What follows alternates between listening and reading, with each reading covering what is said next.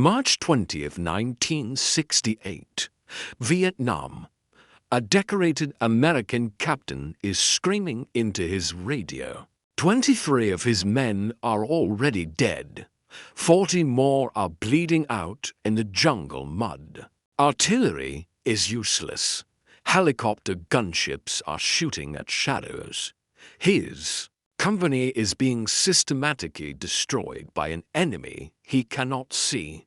And the only help available is for men who smell like corpses, carry butchered rifles, and move slower than you walk to your bathroom. For men he mocked as idiots 6 days ago. For men who are about to do something the Pentagon will classify for decades. Not because it's secret, but because it's embarrassing. What happened in the next 93 minutes didn't just save lives. It exposed a truth the American military tried to bury. That everything they thought they knew about jungle warfare was catastrophically wrong. This is the story of the soldiers the enemy called Rung, the jungle ghosts. The men who achieved kill ratios so impossible, even their allies didn't believe them. The warriors who proved that sometimes the best technology is no technology at all. And it starts with something that would make any American officer vomit. The intentional cultivation of disgusting body odor. March 14th, 1968, 6 days before that desperate radio call. An American intelligence officer steps off a helicopter at the Australian base in Nui Dat. He's been in Vietnam for 18 months. He's seen field hospitals, burning villages, mass graves. Nothing prepared him for the smell. It hits him like a physical wall. Biological, layered, aggressive. His brain is screaming contradictory messages. Decomposition, stagnant water, human neglect. This isn't the smell of soldiers. This is the smell of something that died weeks ago. His first thought, logistics failure. Someone forgot to ship hygiene supplies. His second thought, disciplinary breakdown. These men have given up. He approaches an Australian lieutenant to offer help. Maybe some soap, deodorant, basic dignity. The Australian's response cuts through him like a knife. Mate, the smell isn't failure, it's doctrine. And it's the reason we go home in one piece while you blokes go home in aluminum boxes. The American officer demands an explanation. What he's about to learn will shatter everything he thinks he knows about this war. See, every American soldier in Vietnam carries a standard field kit. Soap, deodorant, shaving cream, toothpaste, insect repellent. The U.S. Army has believed since World War I that clean soldiers are professional soldiers. Discipline starts with hygiene. The Viet Cong learned to weaponize this belief. Captured enemy documents confirm it over and over. American patrols can be smelled from 500 meters away. The chemical signature of American hygiene products is completely alien to the jungle. Deodorant creates scent trails that linger for hours in humid air. Insect repellent can be detected from extraordinary distances. American cigarettes with their distinctive sweet Virginia tobacco announce patrol positions. To any enemy scout within a kilometer, the Australians eliminated every single marker. 2 weeks before any patrol, SAS troopers stopped using soap. They abandoned deodorant, shaving cream, commercial toothpaste. They switched from American cigarettes to local tobacco or quit entirely. They eat indigenous food including fermented fish sauce. that literally alters their body chemistry by the day. They insert into the jungle. They smell exactly like the environment itself. Like rot, like mud, like vegetable decay. And the results are documented in classified reports that American commanders found impossible to accept. Viet Cong patrols routinely pass within 2 meters of concealed Australian positions without detecting anything unusual. In one verified incident from November 1967, an enemy fighter actually stepped on an Australian trooper's boot. He looked down, saw nothing but jungle debris, and kept walking. The Australian didn't move, didn't react, didn't even breathe visibly. The enemy soldier never knew he had just placed his foot on a human being who could have ended his life before his next heartbeat. But the smell is just the beginning. What the American officer sees next makes him question whether these Australians are soldiers or madmen. The American notices something wrong with the Australian rifles immediately. The barrels are too short, the proportions are off. When he examines one closely, he realizes someone has taken a hacksaw, an actual hacksaw, to a precision military weapon and removed 6 inches from the barrel. This isn't battlefield damage. This is deliberate, done in the armory, by choice. The standard Australian service rifle is the L1A1, a variant of the legendary FN Full, one of the finest battle rifles ever manufactured. Accurate to 400 meters, reliable in any conditions, respected by militaries worldwide. And the Australians are destroying it. They cut the barrel short. They remove the flash suppressors. They weld crude forward grips made from scrap metal or carved hardwood. The resulting weapon looks like something a desperate guerrilla might assemble in a basement. Not standard equipment for elite special operations. American weapons specialists are appalled. They've ruined the ballistics, reduced effective range by 60%, created something loud, inaccurate, and unprofessional. The Australians have a different word for it, functional. C. In the Vietnamese jungle, average visibility is 10 to 15 meters, not 100 meters, not 400 meters, 15 meters, a rifle accurate. 400 meters is useless when you can't see past 15. Worse. That full-length barrel constantly snags on vines, bamboo, and undergrowth. Every snag requires stopping, freeing the weapon, resuming movement. Every stop creates noise. Every noise can mean detection. Every detection can mean death. The shortened rifle, what the Australians call the bitch, slides through vegetation. Like a snake, the loss of long-range accuracy is irrelevant because there is no long range. And the 7.6 millimeters round, even from a shortened barrel, delivers stopping power the American M16 cannot match.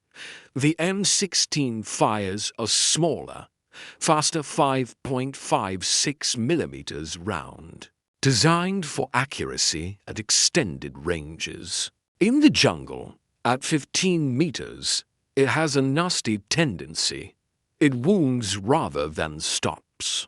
The round passes through human tissue so quickly that fighters sometimes keep advancing for several seconds before realizing they've been fatally hit.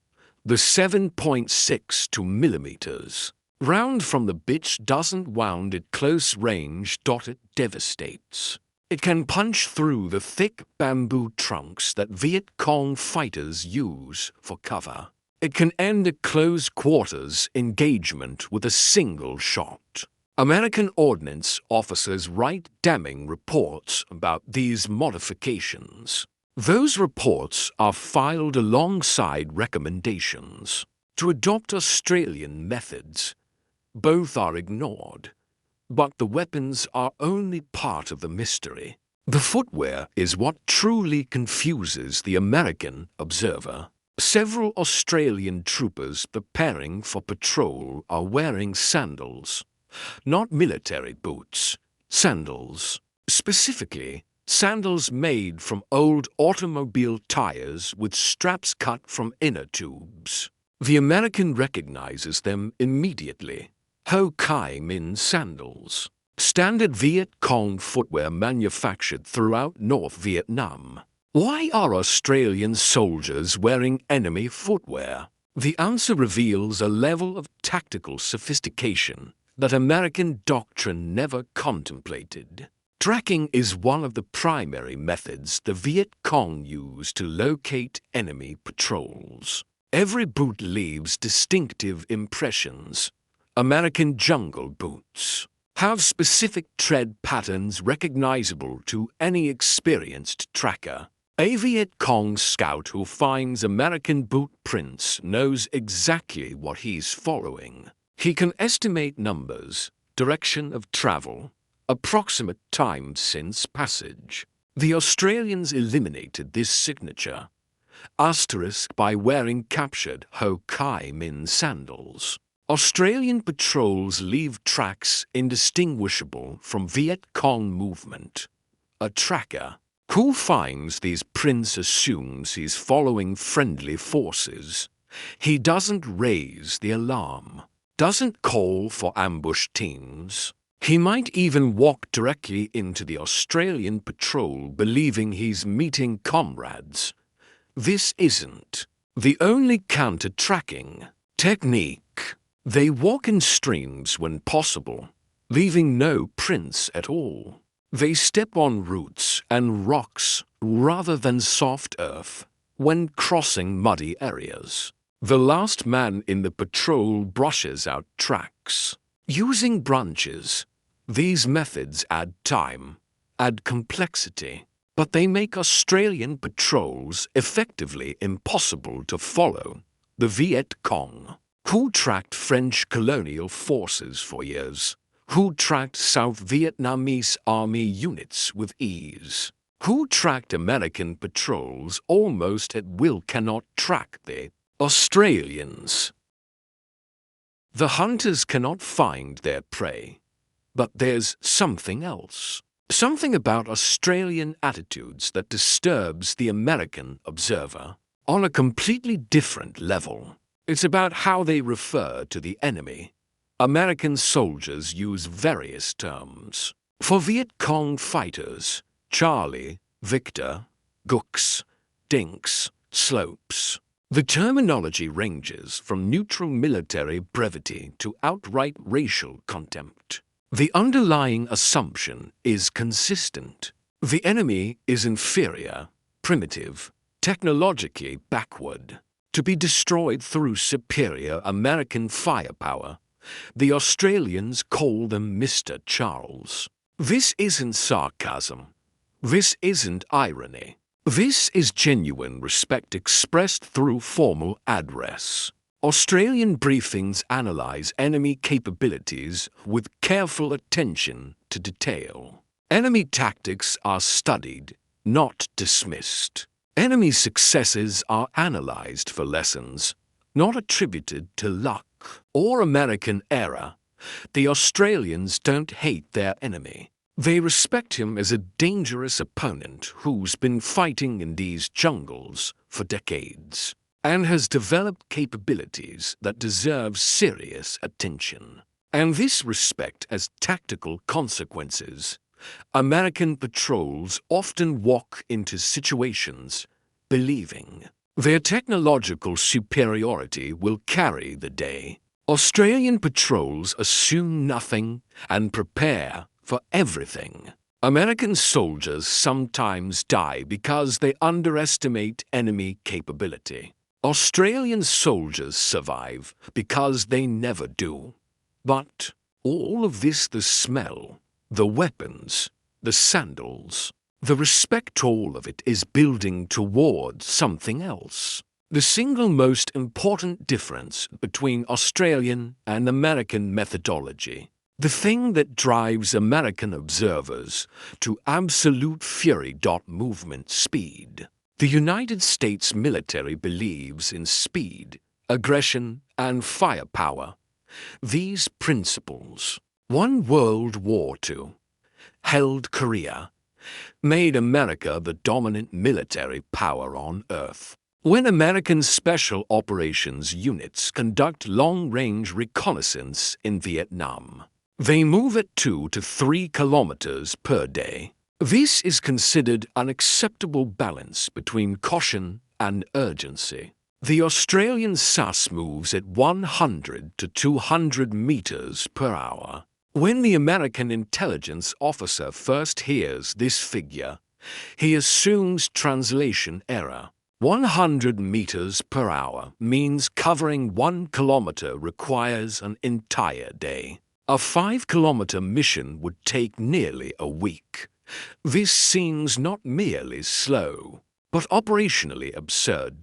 The Australians offer a demonstration. What the American witnesses, in the next 30 minutes, destroys his understanding of infantry movement. For troopers enter jungle terrain 500 meters from the Nui Dat perimeter. The point man takes a single step, placing his foot with surgical precision on ground. That will support weight without compression or sound. Then the entire patrol freezes. Complete stillness, not reduced movement. Zero movement. They remain frozen. For 4 minutes. During those 4 minutes, the American watches them scanning their surroundings using only their eyes, never turning their heads. He watches them testing the air with subtle nostril movements, reading scents the way a predator reads prey. He watches their fingers make microscopic adjustments on their weapons, preparing for instant action while appearing completely inert. He watches them listening with an intensity that seems almost supernatural, processing every sound the jungle produces. After 4 minutes, another step, another freeze, another 4 minutes of absolute stillness. In 30 minutes, the patrol covers approximately 50 meters. The American stands 15 meters away. He hears nothing. Not a rustle, not a snap, not a footfall. For armed men have moved 15 meters through dense jungle in complete silence. The tactical logic is brutal and irrefutable. American patrols moving at 2 kilometers per day create disturbances detectable from hundreds of meters away. Snapping branches, rustling leaves, subtle vibrations transmitted through root systems. Viet Cong listening posts are trained to identify these signatures. A single broken twig can compromise an entire operation. At 100 meters per hour, no signature exists. The jungle soundscape recovers completely between movements. Birds keep singing. Insects keep droning. Monkeys continue their calls to enemy listening posts. Areas where Australians operate sound perfectly normal. There's nothing to investigate, nothing to report, nothing to ambush, but slow movement provides more than concealment. It transforms Australians from prey into apex predators. Moving at 100 meters per hour, they detect enemy activity long before being detected themselves. Viet Cong patrols moving at normal speeds create exactly the disturbances Australian troopers have trained to recognize. A patrol that has spent 4 hours listening can hear an approaching enemy. From extraordinary distances the hunters become the hunted without ever knowing it. This explains the impossible kill ratios. Australian SAS patrols in Viet province achieve approximately 1 friendly casualty for every 500 enemy eliminated. American units conducting identical missions in adjacent sectors average 1 to 12. The disparity isn't marginal, it's catastrophic. It suggests one approach is working while another is failing completely. The American intelligence officer spends 3 days at Nui Dat documenting everything. He interviews personnel, reviews after-action reports, examines equipment. He observes training sessions where troopers practice remaining motionless for hours while instructors try to detect them from meters away. He drafts detailed recommendations that American units immediately adopt Australian methodology. His report includes specific protocols for scent elimination, movement discipline, equipment modification, tracking countermeasures. His report is filed, stamped, and buried. The Pentagon is not interested in lessons suggesting American methods are failing. But 6 days later, the jungle is about to deliver a lesson that cannot be filed away. American doctrine is about to fail so catastrophically that even institutional denial cannot obscure the evidence. March 20th, 1968, Loc Ninh Province. The 173rd Airborne Brigade draws a mission. Intelligence has identified significant enemy activity in the area. The company assigned numbers 118 paratroopers commanded by a West Point captain on his second Vietnam tour. Bronze Star holder, considered among the brigade's most capable officers. His soldiers are experienced veterans. They carry the latest American equipment, wear standard American uniforms, maintain standard American hygiene protocols. They smell like Americans. They move like Americans. They will fight like Americans. An Australian SAS patrol is operating independently in the same area. For men led by a sergeant with 3 Vietnam tours. They've been in the jungle for 6 days already, moving at their standard pace, gathering intelligence. They wear Ho Chi Minh sandals. They carry modified rifles. They haven't bathed in 17 days. The two forces know of each other, but haven't coordinated. The American captain saw no reason to. His company will handle the mission using American methods. What he doesn't know, the Australian patrol has already found what his company is searching for. For days of patient movement brought the Australians within observation distance of a Viet Cong battalion headquarters.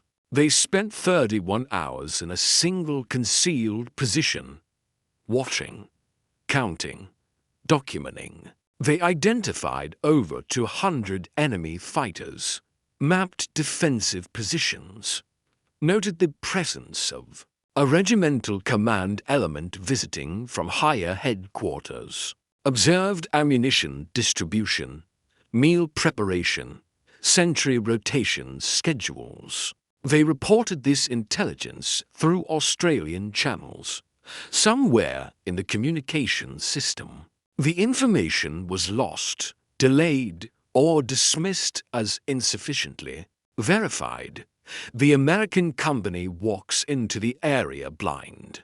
They're approaching a reinforced enemy position with 10 times their numbers and have no idea. The Viet Cong hear them coming from over 300 meters away. The enemy battalion commander has nearly 30 minutes to prepare his reception, 11:47 hours. The ambush detonates. Textbook L-shaped killing zone. Enemy fighters positioned along two converging axes open fire simultaneously with automatic weapons. And rocket-propelled grenades. 23 American soldiers fall in the first 20 seconds.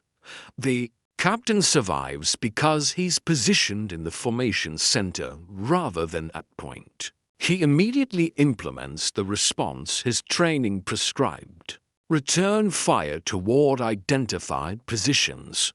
Call for artillery support. Request helicopter gunships. Organize survivors into defensive perimeter. Everything happens exactly as doctrine specified. Artillery. Rounds begin impacting within 8 minutes. Gunships arrive within 15 minutes. The full weight of American firepower is directed at enemy positions. None of it is working. The Viet Cong are in prepared fighting positions constructed and camouflaged over weeks.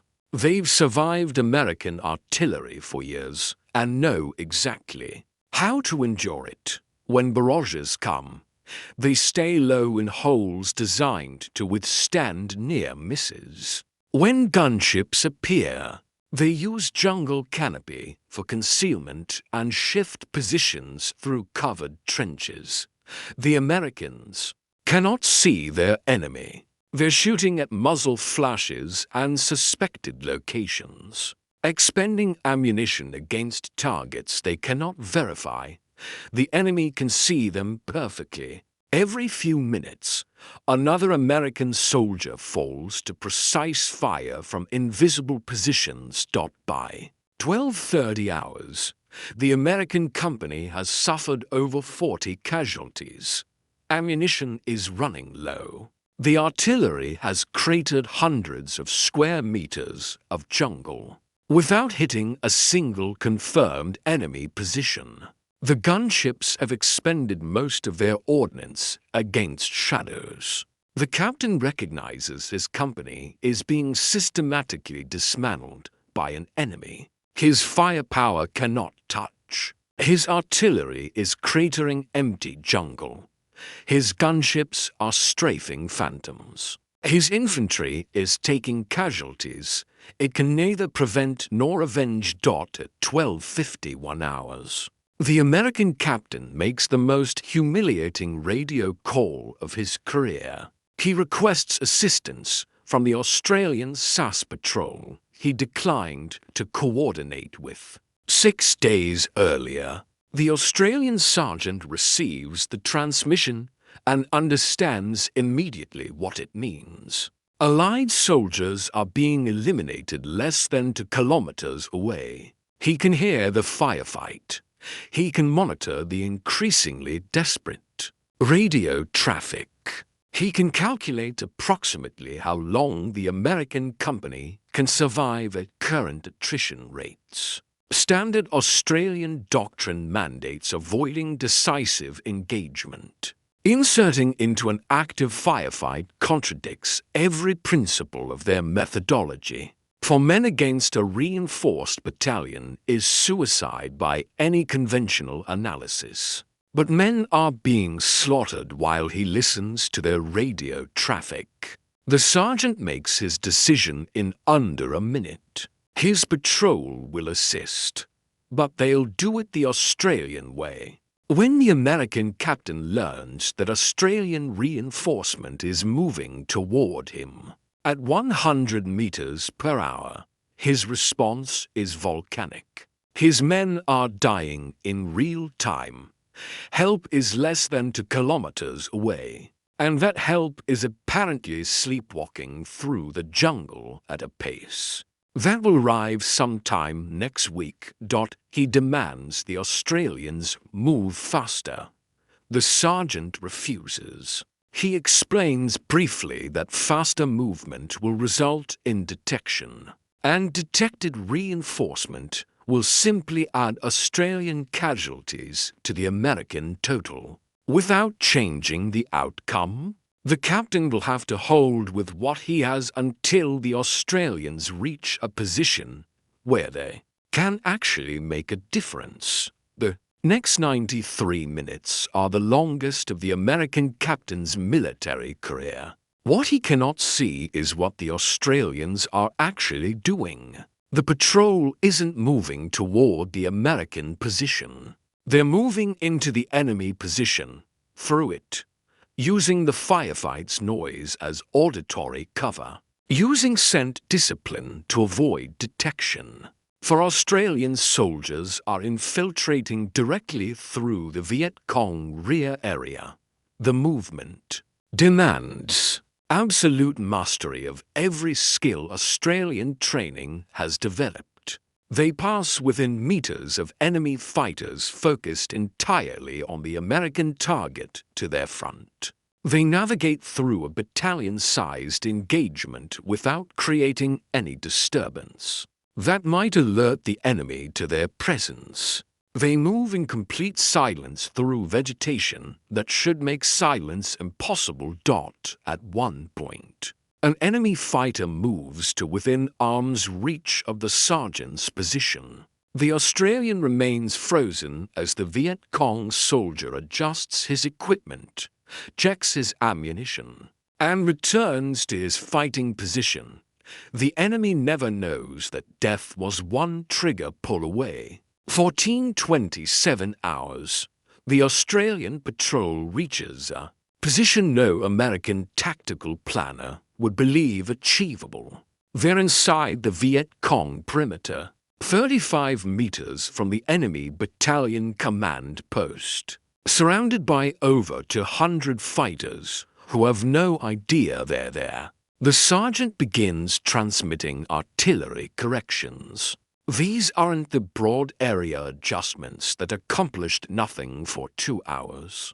These are precision coordinates specifying individual targets with accuracy measured in meters. He can see exactly where the enemy command element is directing the battle. He can see the machine gun positions causing the heaviest American casualties. He can see the ammunition distribution points, the reinforcement routes, the prepared withdrawal paths. The first corrected mission lands directly on the Viet Cong command post. The battalion commander and his staff cease to exist in a single devastating impact. Command and control collapses instantly. The second correction eliminates a heavy machine gun position, responsible for roughly 40% of American casualties. The gun goes silent permanently. The third correction seals the primary enemy withdrawal route. Viet Cong fighters attempting to disengage are caught in killing zones by artillery. That seems to know their plans before execution. The fourth correction destroys an ammunition point that had been feeding the enemy positions. Secondary explosions continue for several minutes. Within 18 minutes, the battle reverses completely. The force that had been methodically destroying an American company is now being eliminated. With surgical precision, positions that had been invisible to American observers are targeted with impossible accuracy. Escape routes are sealed before they can be used. Command structure is eliminated before orders can be issued. The surviving Viet Cong break and flee, leaving equipment, wounded, and organizational coherence behind. The American company, which faced annihilation 93 minutes ago, is able to consolidate and prepare for extraction. Final count: 30 for Americans dead, 51 wounded out of 118 engaged. Viet Cong losses: 87 confirmed eliminated with unknown additional casualties. The Australian patrol that infiltrated the enemy perimeter and called precision fires from inside their lines. 0 casualties. The after-action reports are classified at the highest levels, not for operational security, for institutional protection. For Australians using primitive methods accomplished what 118 elite American paratroopers with massive fire support could not. They didn't merely rescue the American unit. They demonstrated beyond denial that American doctrine was producing failure, while Australian doctrine was producing success. This is not information the Pentagon wants circulating, but evidence keeps accumulating, and the most damning evidence comes from the enemy themselves. Documents captured in late 1968 reveal that the Viet Cong developed completely different tactical guidance for engaging Australian versus American forces. For Americans, the guidance emphasizes predictability and vulnerability. American units use helicopter insertion, creating detectable noise signatures from kilometers away. American patrols move at trackable speeds, leaving clear trails. American soldiers can be smelled from 500 meters. American doctrine favors immediate escalation to heavy supporting fires, which creates exploitable patterns. Recommended approach for engaging Americans: aggressive ambush at carefully selected locations. Inflict maximum casualties in the first 30 seconds. Withdraw through prepared routes before artillery becomes effective. Reposition for subsequent engagements. For Australians, the guidance is radically different. Australian patrols are acknowledged as extremely difficult to detect. They cannot be smelled because they eliminate chemical signatures. They cannot be heard because they move too slowly to create sound. They cannot be tracked visually because their counter-tracking techniques make trail following impossible. Their movement patterns are unpredictable. Their patience exceeds anything other Western forces have demonstrated. Recommended approach for Australians: avoidance. Do not engage unless absolutely necessary. Do not attempt ambush because Australians are more likely to detect the trap before entering it than to walk into it unknowingly. Do not attempt pursuit because Australian counterattacking capabilities make such efforts futile and potentially fatal. If contact is unavoidable, break it off as quickly as possible and withdraw to areas where Australian patrols are not operating. The documents use a specific term for Australian soldiers that's applied to no other allied force: a ring, Vietnamese for phantoms of the jungle, jungle ghosts. The term carries supernatural connotations exceeding ordinary military respect. The Viet Cong aren't merely cautious about Australian forces. They're afraid in ways they're never afraid of Americans. This fear has measurable tactical consequences. Enemy activity in Phuoc to province, where Australian forces concentrate, is consistently lower than in adjacent American-controlled sectors. Viet Cong units that aggressively engage American forces in one area refuse to enter Australian territory in the neighboring sector.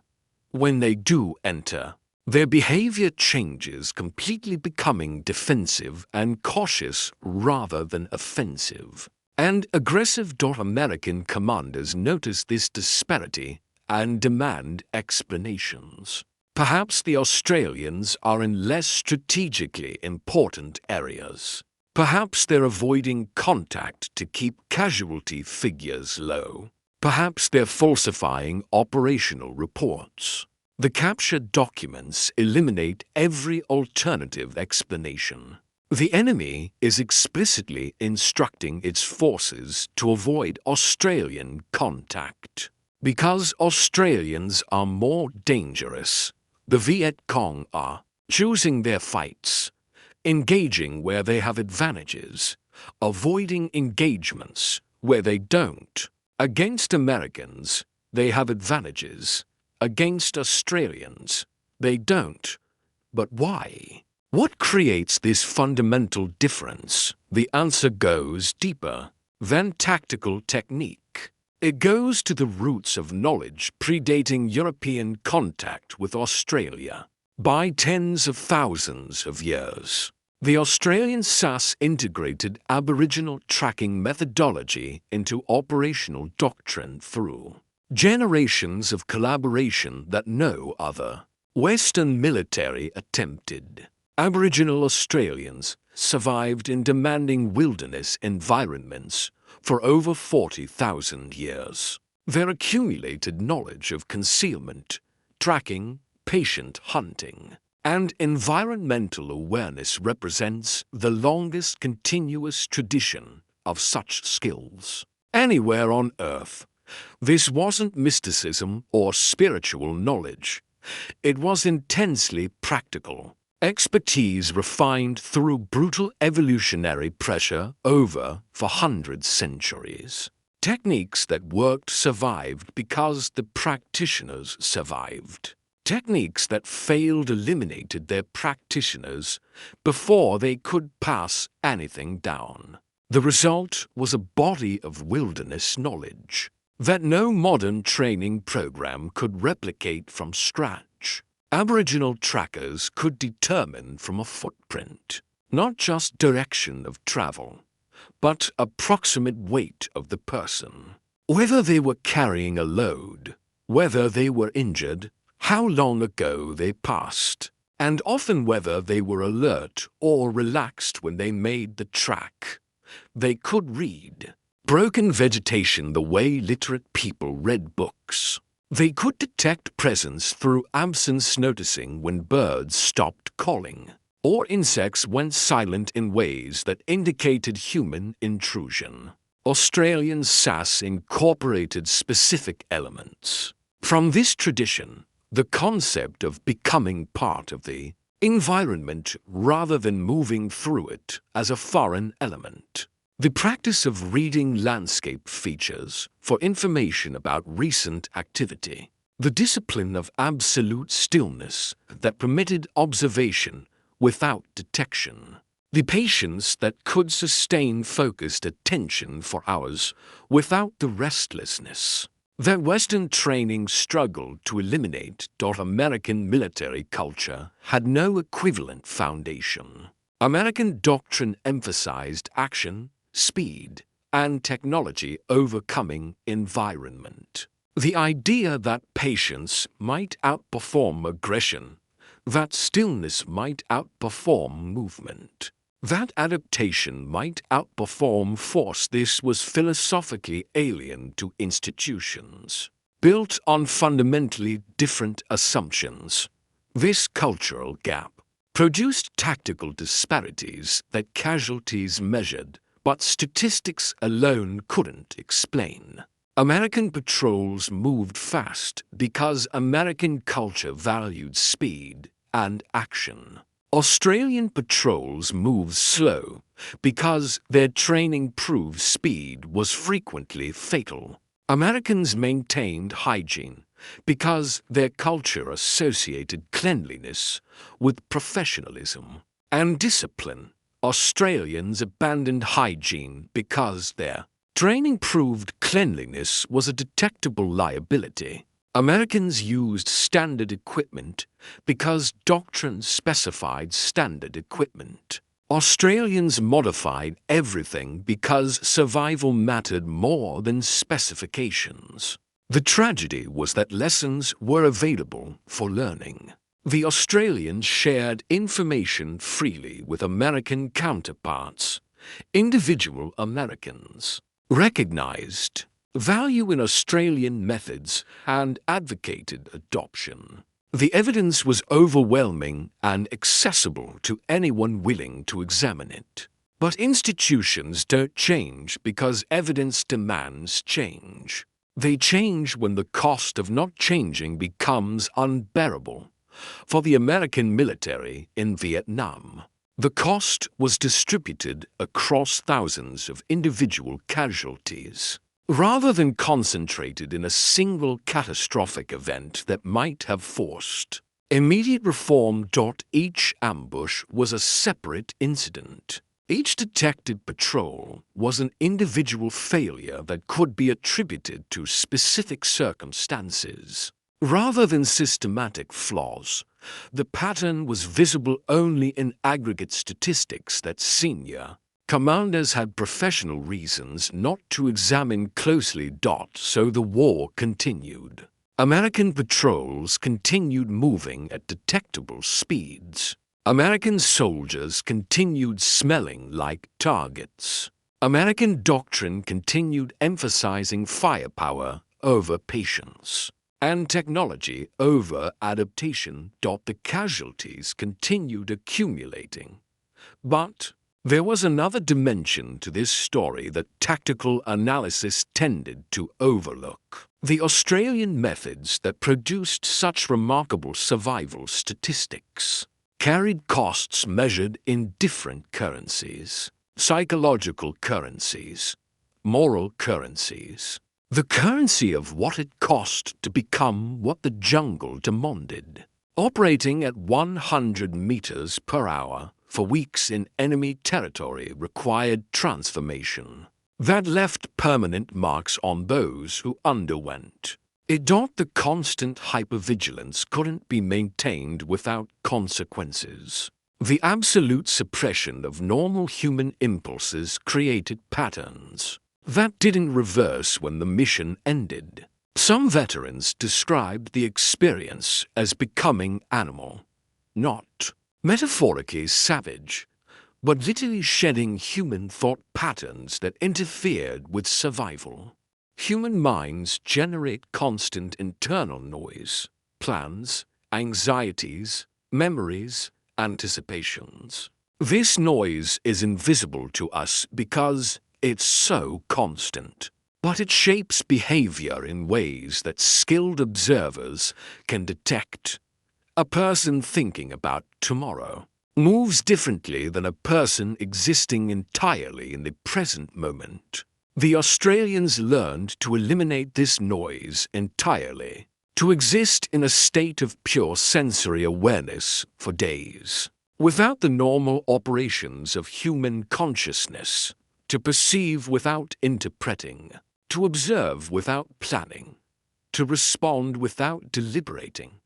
This state was tactically invaluable. It made them invisible in ways that physical concealment alone could not achieve. An enemy scout might look directly at a concealed Australian position and see nothing unusual, because the Australian occupying that position was generating no behavioral signals for the scout to detect.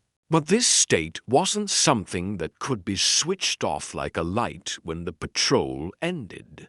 Veterans reported difficulties readjusting to civilian life that exceeded what standard post-traumatic stress models would predict. Inability to tolerate the noise and chaos of normal environments. Hypervigilance persisting for years and decades after service ended. Struggles with relationships because the emotional openness that relationships require was precisely what they'd trained themselves to suppress. The Viet Cong called them mawing jungle ghosts. But ghosts are creatures caught between worlds, neither fully present in one realm nor able to return to another.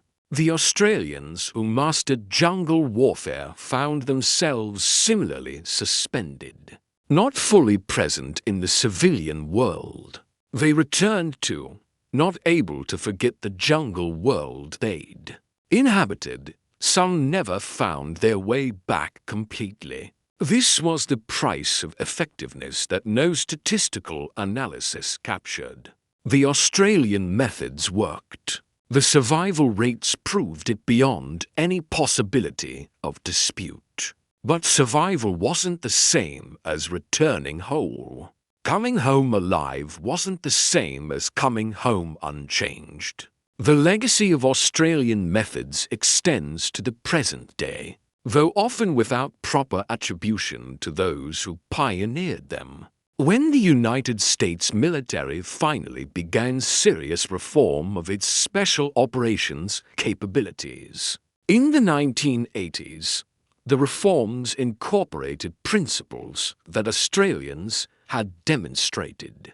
Effective decades earlier, emphasis on small unique tactics and individual operator judgment, prioritization of stealth and patience over firepower and aggression, understanding that cultural adaptation and environmental integration could achieve results that technology alone couldn't deliver.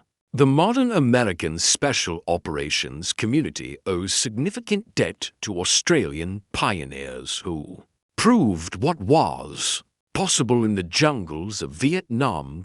Delta Force, the expanded SEAL teams, the entire apparatus of American unconventional warfare. It incorporates lessons that were available for learning in 1967. The methods were there.